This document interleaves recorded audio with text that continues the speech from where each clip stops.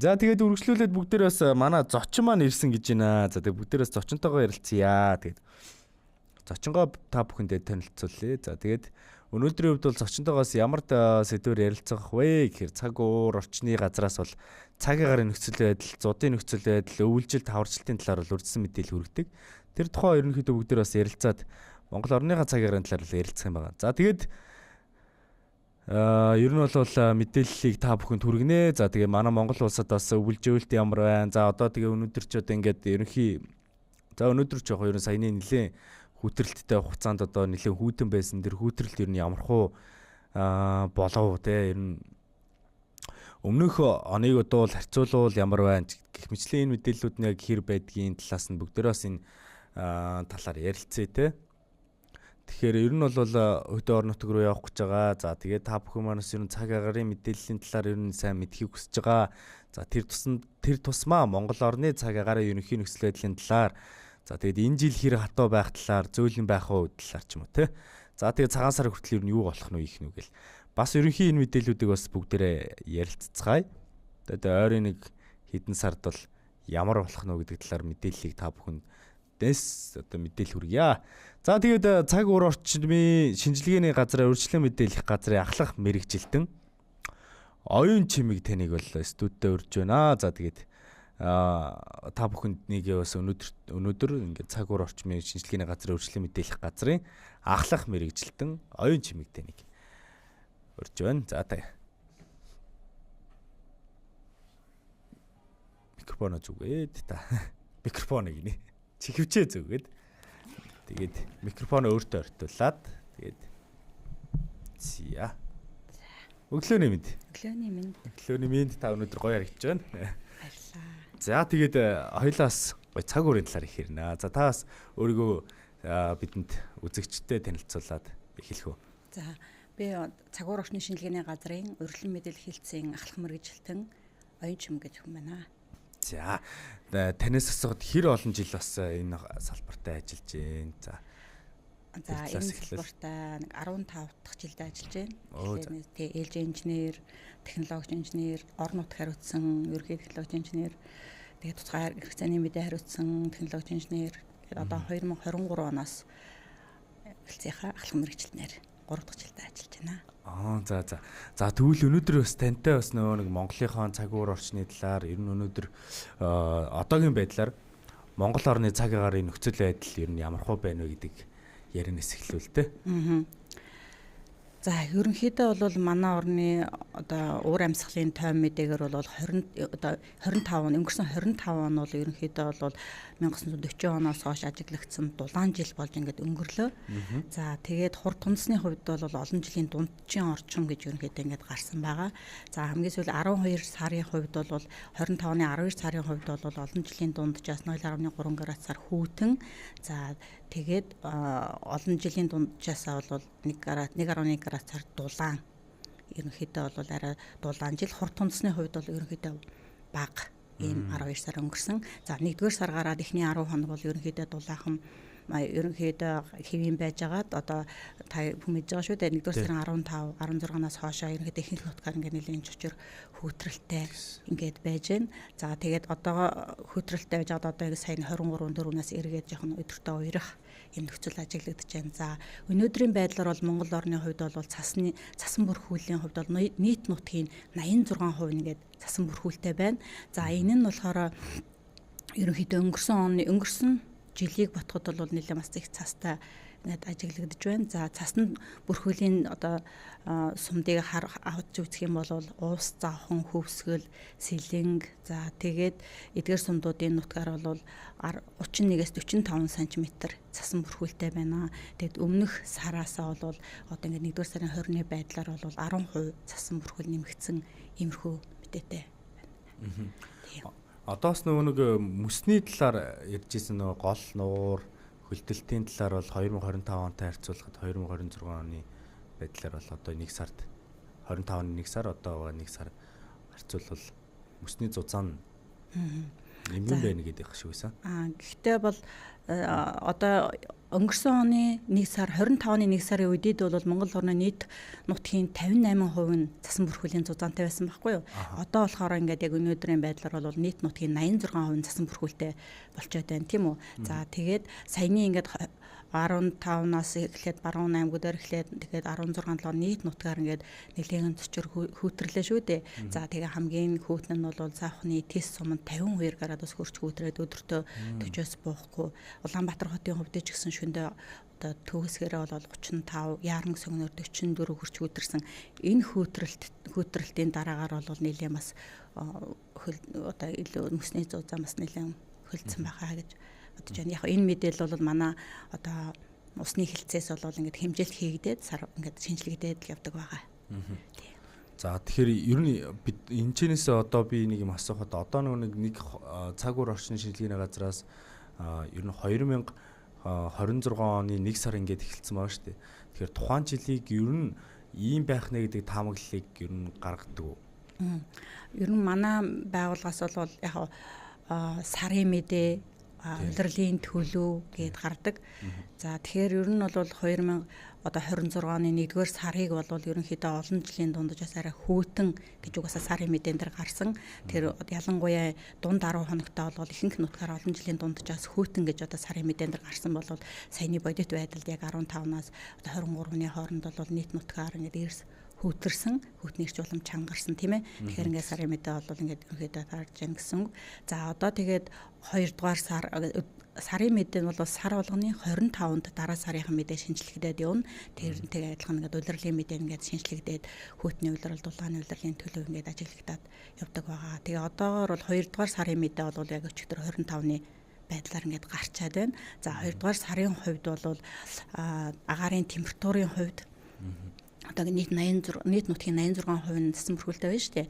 За тэгэхээр энэтэй холбоотойгоор бас ингээд төвийн аймагуудын ихэнх нутаг буюу за Хөвсгөл, Архангаан, Зүүн тийм ээ Өөр хангаа, Дундгов аймгийн Дундгов, Дорноговын хойд хэсэг, за Булган, Сэлэнг, Төв, Хинти, Дорнот, Сүхбаатарын ихэнх сумдын нутгаар олон жилийн дунджаас хүүтэн гэж гарсан байна. Сарын мэдээгээр за бусад нутгаараа бол олон жилийн дунджийн орчим гэж гарсан. За Хурдан тосны хувьд мөн адил одоо энэ төвийн аймагуудын ихэнх нутаг, тэгээ Зөв аймагуудын нутгаараа бол олон жилийн дунджаас арай ихүү. За тэгээд баруун аймагуудын нутгийн ялангуяа баруун тал Баян Үйлгийн Өвс, Ховд, за Хухан, Говалтан баруун талаараа бол олон жилийн дунджаас бага. За бусад нутгаараа олон жилийн дунджийн орчим гэж гарсан. За 2 дугаар сарын ерөнхийдөө бол эхний 10 хоногийн 7-8-ны үеэс 22-3-ны хооронд энэ хугацаанд агаарын температур олон жилийн дунджаас бага гэж ингээд сарын мэдээ гарсан. Олон жилийн дунджаас нэгснээ хүүтэн гэж гарсан байна. Тэгэхээр ерөнхийдөө одоо цас ихтэй байгаа тий. Тэгээд ингээд ерөнхийдөө олон жилийн дунджаас Төв Зөв аймагуудын нутаг хүүтэн байгаа болохоор бас л хүүтэндүүл гарсан байна л гэж ойлгож байна. Тий. Ер нь ингээд анзаархад бол төвөр болон зүүн бүс нутгаар бол одоо энэ дунджийг бол арай илүү хүүтэн. За тэгээ бусад нь бол дунджийн авцсан байсан гэхээр тэгэхээр ер нь бол энэ өвөл бол өмнөх жилүүдтэй харьцуулахад бол ер нь зөөлөн гэж ярих уу одоо хатуу гэж ярихаар уу ер нь яаж үзэхэр вэ? Энэ өвөл бол ерөнхийдөө цас ихтэй жил болж байна тийм үү? Миний дээр хэлсэн чинь өнгөрсөн өвлөд одоо өдийд нутгийн 58% цастай байсан бол одоо бол ингээд 86% цасан бүрхүүл тогтсон байна тийм ээ. За тэгвэл яг цасан бүрхүүл ихтэй хэдийч нөгөө 23-аас 24 оны өвөл бол Монгол орнд маань нэлээд зудтай өвөл байсан шүү дээ тийм ээ. Тэр өвлийг ботход ерөнхийдөө бол харьцангуй хэвийн өвөл болж байна гэж бид үзэж байгаа. Тэгэхээр одоо ер нь зарим бүс нутаг ч гэдэг юм уу ер нь зудтай ер нь болох боломжтой эсвэл зуд болж байгаа ер нь аймаг сумдууд байгаа юу? Ерөнхийдөө энэ цагуур орчны шинжилгээ мэдээллийн хүрээлэнгээс бол 26 оны 1-р сарын зуудын урьдчилсан төлөв гэж гардаг. За энэгээр болохоор ерөнхийдөө бол 1-р сарын зуудын урьдчилсан төлөвөөр бол нийт нутгийн 3% нэн их, 17% нь их, 38% нь дунд, 26% нь бага зэрэг хүндрэлтэй, харин 16% нь хүндрэлгүй байхаар ингээд гарсан байна. За тодруулж хэлэх юм бол ерөнхийдөө бол өвөлжилтийн байдал хүнд байгаа нь Баян Үйлгийн Увс, Ховд, төв, сэлэнг, дархан уул, өөр ханга, баян онгор, дунд говийн зарим нутгаар их хүндрэлтэй юм төлөв харагдсан. За ялангуяа яагаад вэ гэхээр ер нь бол өнгөрсөн зун бол Баруун аймагуудын нутгаар нэг хурд тундас нэлээд бага орсон. За тэгээд төв сэлэнгийн нутгаараа өнгөрсөн жил нөгөө цас багтаа байлаг хэрж бас ингээд эрсдэлтэй байгаа байхгүй юу. Ялангуяа өнгөрсөн жил бол Баруун аймагуд нэлээд их цастай байсан. Говь зүүн, Төвийн аймагуудын зүүн хэсэг болох Сэлэнг Төвийн аймгийн нутгаар цас багтаа байсан. Энэ нь эсрэгээрээ ингээд нөгөө хавар төв сэлэнгээр ингээд төмөр гарах эрт төмөр гараад эн чинь бүр ингээд хавар зунжин ягаад 8 сарын 10-д хүртэл нэлээд төмөртэй байсан шүү дээ тий. За тэгээд энэ нь ингээд дам нөлөө ингээд үзүүлээд байгаа байхгүй юу. Тэгээд одоо 100 ингээд төв сэлэнгээр чинь төмөртэй байжгаад одоо ингээд одоо цас их ороод тий саяны хүүтрэлтээр ингээд ялангуяа Сэлэнг аймгийн нутгаар хараа юурээд нэр нэлээд 40-45 градус хүрч хүүтрээд ингээд өвлжил бас хүнд байгаа нь ингээд дам нөлөө одоо ингээд энэ төр ингээд харагдаж байгаамаа. За тэр нүг одоо бид нар чи одоо гой өрн хавар ирэх ер нь бол маш ойрхон байгаа шүү дээ. Тэр нь бол энэ хаваржилт ер нь хизээ эхлэх төлөвтэй байгаа вэ тий. Хавар эрт эсвэл оройтох шинж ер нь байгаа юу одоо бид нар ч бас нэг яг хавар хизээ ирэхийг цагаан сараараа л мэдээд идэг. Яг тэгтээ яг цагаан сарын дараа болох гэдэг юу яах гэдэг. Тэгээд саяны хэлсэнчлэн одоогор бол нэлээд цасан бүрхэлт байна. 2 дугаар сарын мэдээгээр бол ялангуяа Төв Зүүн аймагуудаар олон жилийн дунджаас хүүтэн цас ихтэй гарсан учраас одоо ялангуяа 2 сарын ер нь дуустал бол цасны хэмжээ бол одоо яхад тодорхой хэмжээр багасах хэдийж бас ингээд цастай байгаа учраас ерөнхий бас хавралжид бас оройдох магадлалтай харагдаж байна. Энэ нөхцөл байдалтай харах юм бол гэхдээ бас уран одоо хаврын уйлрал эхлэхээр цаанаасаа нэг салхи гараад тийм ээ бас нэг ингээд хүүтний ам цаашлаад хөр амнаас гэдэг шиг арай салхи гараад ингээд бас нэг уяраад ирдэг шүү дээ. Тэгэхээр бас 3 сар гараад аяндаа ингээд цаг наашлах баха. Тийм. Одоо манайхаас нөө үзэж сууж байгаа хүмүүс бол нэлээ олон хүмүүс ер нь бол орон нутгийн хүмүүс ч бас үзэж байгаа. Тэгэхээр ер нь бол хаврын уйлралд бол цагаагаар ямар эрсдлүүдийг ер нь малчид иргэд анхаарах хэрэгтэй вэ? Ерөнхийдөө хавар бол 3-аас 5 дугаар сарууд Монгол орны хувьд бол нөгөө өвлөөс хавар руу шилжиж байгаа учраас нэлээд эрсдэлтэй байдаг тийм ээ. Хүчтэй салхитай, цасан болон шорон шуурга гарна. Тэгээд одоо 3 дугаар сарын дунд үеэр одоо цас нэлийн одоо хайлж ялангуяа Говийн аймагуудаар бол хайлчин тий. Тэгэхээр ингээд өнгөн хөрс нэлийн сул байдаг. Тэр үед нөгөө хүчтэй салхи буюу цасан шорон шуур хүчтэй салхи босох үед бол өнгөн хөрс ингээд агаарт хөөрөөд айгүй ингээд тоосжилт үүсээ тий. Тэгээл одоо мал тойрох Говийн нутаг бол Говь талын нутгаар нэлийн эрсдэлтэй хаврын уйлралд бол өдөртөө ингээд сайхан дулаахан байжгаад өдөөс хойшоо ингээд процесс ороод ирхаараа цаас хайлаад шуураад тийм ээ гинт ингээд л одоо шороо тоос босоод үзэгдэх орчин хязгаарлагдаад мал аж явах уу тий мал хариулж байгаа хүндэж гисэн зам тээвэр бүх салбарт одоо ингээд эрсдэлтэй байдаг тий. Тэгэхээр хүчтэй салхи засан болон шорон шуурга ер нь нэлээд их эрсдэлтэй байдгаа гэж үзэж байна. Тэгээд температурын нэг огцом хэлбэлзэл их ажиглагддаг тий. Өдөртөө бол дулаан байсан шөндөө хүүтэн болоод ер нь 5 сарын дундуур ч гэсэн одоо цасан шуурганы аюултай үзэгдлүүд ажиглагдсан нэлээд бас эрсдлүүд гардаг шүү дээ. Тэгээд одоо хувийн ажилтай холбоотой төмрийн эрсдлүүд гарна. Хаврын уйл тий. Энэ бүхэнд одоо иргэд маань цагаагаар үржилсэн мэдээг өдөр тутамдаа авч ашиглаж тэгээд мал өрхийн бэлтгэлийг сайжруулах байх нь илүү чухал гэж бодож байна. Өнөөдрийн цагаагаар энэ одоо урьдчилсан мэдээ маргаашийн одоо малчин та бүхэн иргэдийн одоо төлөвлөгөө байна л гэж хэлсэн. За тэгээ нэг би бас энэчнээс хүмүүсийн ингээл ярианууд ингээл сонсохоор одоо олон жилийн өмнө юм байсан одоо юм байна ч гэдэм үү. Ер нь бол цагуурын одоо өөрчлөлтүүд бол явагдаж байгаа гэж ярьдаг. За гэвч яг нөгөө нэг дотор нь жилж үзээгүй мэдэхгүй учраас яг цагуур өөрчлөгдөж байгаа юм уу? Тэр талаар ер нь бол сайн мэддэггүй. За тэгэхээр ер нь бол уур амьсгалын одоо өөрчлөлт нь одоо Монгол улсад бол өвлжөө үтцээ. Тэгээд өвөл хаваржилтанд бол одоо хэрхэн нөлөөлж байгаа вэ? Ер нь бол нөлөөлж байгаа. Түрүү миний хэлсэнчлэн одоо тэр ер нь зунаасаа л өвлжилт ямар байх нь зунаасаа л хамаарна тийм ээ. Зун хаана ганта халуун уур амьсгалын өөрчлөлт бол Монгол орнод ч гэсэн нөлөөж байгаа сүүлийн 80 жил агаарын температур 2.4 градусаар дулаарж байна. Тийм ээ, хурд хүнсний одоо хэмжээ дундаж хэмжээнд багасж байна. Яг зун нь бол нэг шиврээ үргэлжилсэн борооны орох магадлал багасаад одоо халалтаас үүдэлтэй төр зургийн адар бороо орж тэр нь ингээд одоо богиных нь бага хэмжээний газар нутагт вирус болж тий эрсдэл дагуулах магадлал ихсэж байна. Энэ бүгд чинь ингээд бүгд л нөгөө уур амьсгалын өөрчлөлттэй холбоотой байна шүү дээ тий. Тэгээ зуны халалтаас үүдэлтэй тэр ганта байгаа газар бол тэгэл өвлөн одоо яг сүүлийн жишээнээр харах юм бол өнгөрсөн 100 ингээд хавраас эхлээд Төв Сэлэнгийн аймгийн нутгаар 8 сарын 10-д хүртэл төмөртэй байлаа шүү дээ. За тэгээд одоо тэр нэгээд энэ үйл ингээд цас тэр бүс нутгаар цас их ороод хөөтрөлттэй тий. Тэгээд ингээд зуудын цагаан зуудын нөхцөл байдалтайгаар тэр одоо аймгийн сумдууд байгаа жишээний.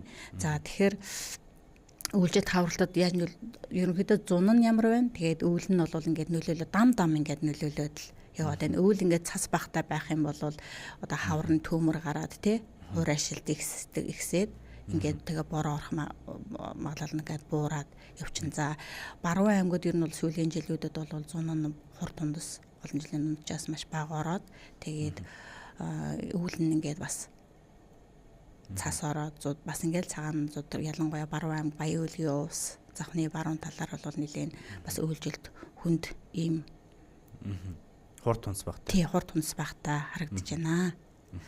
Одоо тэгэхээр бид бол ингээл ойлгочих юм шүү дээ тий. Одоо бас маш энгийн бас залуус ч гэсэн үзэж байна. Хурд тунс ихтэй байх юм бол одоо нэг хувир ажилт багтай тий. Тэгээд ер нь бол хурд тунцтай одоо тухайн зун нь бас нэг хурд тунцтай байх багталтай тий. Арай ихсэх. Тэгснэр бол мэдээж эрэг дамдаа бас арай гой зөөлөн одоо нэг иж одоо малчт маань ч гэсэн илүү амар болох чинь. Харин одоо юу гэдэг өвөл болохоор бас нэг хурд тунц багтай байх юм бол зундаа бас хураашл ихтэй тэгээ төмөр их гарна. Тэгээ ер нь бол дараагийнх нь өвөл бол бас хүндрээд эхлэв. Дам нөлөөлөж байгаа тийм. Тэгэхээр ер нь л энийг бол манайх бас ойлгосон билгүй дээ. Би бас маш гоё зүг ойлгож авсан баг гэж бодож байна. За тэгээд ойрын жилүүдэд бол одоо зуудын давтамж бол нэмэгдэх хандлага бол ажиглагдж байгаа юу? Одоо бид бас нөгөө зуудын талаар сая цагаан зууд гэж ярьлаа. Тэ? Ойрын жилүүдэд яг бүр дээр үед болохоор нэг 20-30 жилд одоо ингээд айгу удаан хугацаатай зуудаа ажиглагддаг гэж байгаа байхгүй. Тэгээд сүүлийн жилүүдэд бол ерөнхийдөө сүүлийн 20-30 жилд бол 6-7 жил нэг удаа боллоод тий. Тэгээд ер нь бол зууд бол жил болгоно л ингээд их бага хэмжээгээр ингээд байгаад байгаа. Энэ жил одоо 23-аас 24 онд бол маш их зуудтай байсан шүү дээ. Одоо энэ үйл гэх юм бол ерөнхийдөө одоо 1-р сарын 20-ны байдлаар ингээд зуудын үргэлжилсэн төлөвөөр харахад Монгол 11 аймгийн нэг 50 гаруй сумд цагаан зуудтай 14 аймгийн 60 гаруй сумдад болохоор цагаанаар зудрах уу гэж ингээд гарсан байгаа хгүй юу. Манай одоо засгийн газрын 286 дугаар тогтоолоор цасны зузаан, цасны өндөр, агаарын дундаж температур олон жилийн дунджаас одоо ямар байна? Тэр үзүүлэлтээр дээр үндэслэж одоо ямар хуу одоо үнэлгээ гэж байгаа хгүй юу, зуудын үнэлгээ. Тэр үнэлгээгээр бол ерөнхийдөө одоо ингэж батах юм бол 14 аймгийн 110-аад сумдууд ингээд цагаан буюу цагаанаар зудрах уу байна.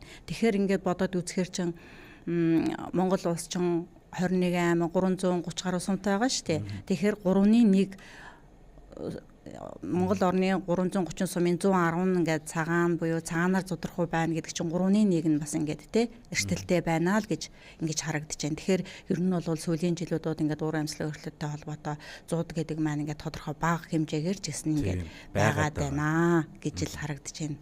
Тий. Одоо би эндээс нөгөө нэршил томьёонуудаас бас бид нар ярилцгаа бол одоо нөгөө хүмүүс маань мэддэг ч юм байгаа мэдхгүй ч юм одоо цагаан зудрах уу гэхээр одоо яаж вэ гэдэг тэрийг нэршлээс нь. Тий, тэр нь болохоор харин нөгөө 286 дугаар тогтоолоор одоо тухайн одоо өнгөрсөн 10 хоногт агаарын температур ямар байсан, салхины хурд ямар байсан тийм үү? Цасны нягт, зузаан тэрэн дээр үндэслээд одоо цагаан зууд одоо 23-аас 24 оны өвлийн зууд болохоор бүр төмөр зууд болсон шүү дээ.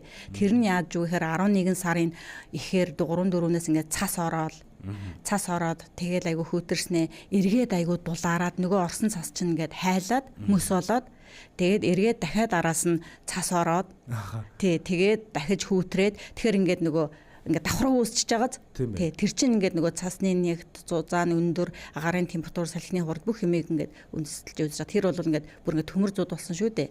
Тий. Тэгэхээр энэ үеийн хувьд бол яг ерөнхийдөө бол хэвийн тиймэрхүү нөхцөл болоогүй ч гэсэн яг 86% цасан бүрхүүлтэй ч гэсэн бол ер нь бол нэг нутгийн 50-аад сумд нь бол нэг цагаанаар зудрах уу цагаан зуд одоо 3-1 нь бол ер нь нэг тийм цагаан зудрах уу нийтээр бол биш шүү дээ. Биш тий. Биш гэсэн үг. Одоо ингээд цагуурын байгууллагаас болоод зуудын эрсдлийг бууруулах чиглэлээр одоо ер нь ямар мэдээлэл зөвлөмжийг ер нь өгч ажилладаг вэ? Зуудын эрсдэл одоо өмнө нь шууд одоо мэдээлэлээ хүргэдэг үү те одоо 24 цагийн дотор ч гэдэг юм те ер нь зөвлөмж. Манайх ер нь бол зуудын эрсдлийн одоо сая манай хөдөө жоохон уур амьсгалын хэлцүүдээс бол хүрээлэнгээс одоо зуд төрөнийг хэлсэнчлэн те одоо хэмжилтээрээ зуудын төлөв яг ингээд зуудын эрсдэл ямар байх вэ төлөвийг ингээд ер нь сар болгоно 10 хоногийн татамтаа сард ингээ 3 удаа ингээ шинжлэгдээд л яваад байдаг. Тэгээд бүх мэдээж олон нийтийн телевиз холбогдох газруудад хүргүүдэд явдаг байгаа. Яг манай хилтэс болохоор яг нөгөө богино болон дунд хугацааны урьдчилан медиа гаргадаг хилцээ байгаа байхгүй юу? Манай ч ингээ бүгд аюул болоо салбартай. Тэгээд яг уур амьсгалын хилтэс тийм ээ. Тэгээ удаан хугацааны прогнозын хилтэс гээд байгаа. Тэр нь сар улирлын төлөв гаргадаг. Манайх болохоор яг 3 цагаас 10 цаг одоо 3 цагийн мэдээ 21 аймгийг манайх болохоор ч 3 хоногийг 3 цаг тутмаар гаргана. За тэгээд 21 аймаг болон 330 сумдыг бол 5 хоногоор өдөр болгоно апдейт хийж 5 хоногийн мэдээ гарна. За тэгээ 10 хоногийн төлөвийг нэгд 5 дахь өдөр ингээд гаргаад олон нийтэд ингээд үйлчлээд явдаг. Нэг өсөндө 3-аас 10 хоногийн урьдчилан мэдээ гаргаж олон нийтэд үйлчлэдэг юм шуурхай хэлтэс байгаа. За та бүхэн бас маш хэрэгтэй ажил хийж өгдгөө. За тэгээ бүгдээрээ ер нь бол цагаараа мэдээлэлгүй одоо явдаг хүмүүс ч одоо байхаа болж тий. Тэгээ ер нь цагаараа мэдээг одоо ер нь иргэд цагаараа үржилсэн мэдээг ер нь аль их сурвалжаас ер нь хэр ойрхон давтамжтай авч явах хэрэгтэй байд юм бол тэр талаас нь ярилцвал. Сая нэг одоо манайх ийм мэдээ гаргадаг хэлсэн шүү дээ тий. За тэгээд манай бол мэдээ өдөр бүр 15 цаг гэхэд одоо 21 аймаг 330 сумдынхаа 5 хоногийн мэдээг өдөр болгоно апдейт хийгээд шинжилгээдээд 15 цагт ингээд тий манай Weather.gov-ийн мен дээр тавигдана. Тэгээд ус цагуур орчны мэдээлэлгээд пэйж хуудсан дээр тавигдана. За тэгээд үндэсний телевиз Монголын арайдуу тийм ээ ингээд олон нийтийн телевизүүдэд одоо шууд илгээн. За ялангуяа цагаарын аюултай олон гамшигт үзэгдэл ажиглагдах нөхцөл бүрдсэн үед манайх 24-аас 72 цагийн өмнөөс урьдчилан мэдээлэл тийм үү тэр хэм бол бид нар одоо онцгой айлын ерхий газар одоо хөдөөж авах яам ч юм уу тий холбогдох яам тамгын газрууд руу бүх албан бичгээ явуулаад тэгээд дохио сэрэмжлүүлгээ илгээгээд явдаг. Тэгэхээр энэ ард иргэд маань ерөнхийдөө бол мэрэгжлийн байгууллагаас гаргаж байгаа одоо энэ албан мэдээг бас ашиглаж ажил амьдралдаа ашиглаж одоо ажил амьдралаа зөв төлөвлөх юм бол гарах эрсдэл бас ингээд тэр хэмжээгээр буурах юм байгаа шүү. Тэгээд ерөнхийдөө бол одоо улам наривчлагдж байгаа 21 аймгийн одоо мэдээ бол 3 хоног 3 цаг тутмаар ингээд ялангуяа зуны нөхцөлд бол бороо орно гэхэр чинь өглөө орох юм уу тийм үү өдөөс хойш орох юм уу гэд бид нар чинь бас тэгдэг шүү дээ. Тэгээд тэрийг бас ингээд манай сайт дээрээс Weather.gov-ийн мэдрээс ороод аль сум аль аймаг тийм ээ ямар байна гэдгийг ингээд илүү наривчлаад хараад ашиглаад бүх төрлийн мэдээг бол авч ашиглах бүрэн боломжтой байгаа. Тэгээ манай чинь бас нөгөө яг ингээд нөгөө олон нийтэд үйлчлэхээс гадна бас нөгөө тусгай хэрэгцээний мэдээгээр бас аягүй үйлчилдэг. Тий. Яг эн чинь бол одоо ингээд олон нийтийн үйлчилж байгаа мэдээ шээ. Тэгэхээр бид нар бас тусгай хэрэгцээний мэдээ гэж бас гаргадаг байгаа. Бүр ингээд тусдаа инженеэр гаргадаг. За тэгэхээр төмөр зам яг өртөөдийн дагуу бид нар 7 хоногт 3 удаа ингээд гаргана. Авто тээврийн үндэсний төвд ингээд авто тээврийн үндэсний төвчин 21 аймаг руу явдаг шүү дээ автобус. Тий авто тээврийн үндэсний төвийн яг замын дагуу одоо бүх маршрутаар 7 хоногт бас 2 удаа урьдчилан мэдээ гаргаж ингээд гэрээтэй ажиллана. За одоо энэ диспетчерийн үндэсний тэ Улаанбаатар дулаанд бас ингээд мэдээ өгнө. Бидний одоо энэ халаалт тийм ээ гадаа хэдэн градус хөрөх вэ? Өнөө шөнө одоо 30 градус хөрөх юм бол тэр хүмүүс бас ажиллаа төлөвлөж энэ халаалтынхаа нэмэн дулаан хоног одоо жишээ нь 18 градус хонох юм бол бид тэр хүмүүс бас тийм их өгж эдийн засгийн учруулах шаардлагагүй тийм халаалтаа багасгах гэдэг үднээс бид нар диспетчерийн үндэсний тэ Улаанбаатар дулаанд одоо яг дулааны улиралд 9 сарын 15-аас 5 сарын 15-ны хооронд бас ингээд гэрээтэй 3 цагийн дундаж температур прогнозолж 24 цагийн өмнөөс яг ингээд хоногоор өдөр тутамд ингэж прогнозолж өгнө. Их мэдчлэн барилгын компаниуд байна. Тийм үү зүүн ялангуяа за тэгээ уул уурхайн компаниуд ч юм уу Монголын төмөр зам гээл ингээд тусгай хэрэгцээний мэдээгээр ингээд манай байгууллага бас ингээд яг тухайн иргэн аж ахуй нэгж байгууллагууд тухайн одоо point одоо цэг дээр тий яг ямар хэмжээний өршлөн мэдээ хүсэж байна. Тийм үү одоо ингээд юм болгоно илүү ингээд хүмүүс илүү шаардж штэ. Тэр хүний хэрэгцээнд тохируулсан бас мэдээ гаргаж өгөхийг илүү ингээд зорж бас ажиллаж байгаа. Тий. За бид нар чи бас мэддгүү байсан юм байна. Тэгээ одоо юу гэдгийг одоо бид нар чин цагаа гаргахаар зүр цагаа гараал ийм мэдээлэл өгдөг юм гэсэн бас бид нар чин цаашаа тусгай хэрэгцээд газруудад те мэдээж хэрэг яралтай тусгай хэрэгцээд газрууд гэхээр бас нисэх онгоцны буудалч гэдэг юм одоо олон тээврийн тээвэр зуучийн компаниудад бол маш их хэрэгтэй байдаг юм байна. Тэр ажлыг гэдэг би бас сая л мэдэж авлаа. Тэгээд маш сонирхолтой байна. Тэгээ би бас танаас нэг эцэст нь бол одоо нэг одоо малчид л бидэрт ингээл иргэдэм маань л ер нь их чухал байгаад байдаг тийм. Тэгээд ер нь малчид иргэдэд бол хандаж цаг агарын зуудын эрсдэлтэй үед одоо баримтлах одоо хамгийн чухал зөвлөмжийг та хэлвэл.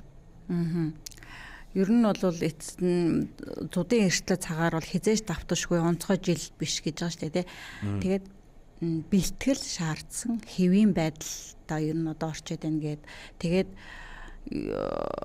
мэдээж малчид иргэд бол ерөнхийдөө ингээл энэ жил зууд болох уугүй юу гэдгээсээ илүү ерөнхийдөө бол зунаасаа эхлээл те малынхаа тарга дэвэргэн дээр анхаарад өст хижээлээ эртнээс бэлдээд те хашаа хороогоо одоо бэлтдэг ч юм уу.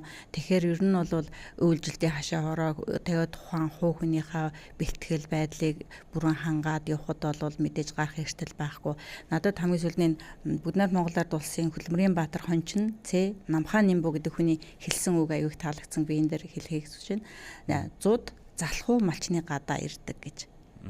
Тий тэгэхээр зууд бол мэдээж ингээд жил болгоно ингээд тодорхой хэмжээгээр их багаар ингээд Монгол орнд байгаад байна тийм ээ. Тэгэхээр ер нь малчин иргэд маань энэ ингээд бэлтгэлтэй сайн байж одоо өнөөдрийн цагаарын маргаашийн одоо цагаарын үрдчилсэн мэдээг харж иргэн та тий малчид та ажиллаа зөв төлөвлөх юм бол гарах эрсдэл багасаж тий зуудад өөртөхгүй тий байгалийн одоо онц аюултай гамшигт аюултай үзэгдэлд өөртөхгүй байх одоо энэ ач холбогдолтой шүү.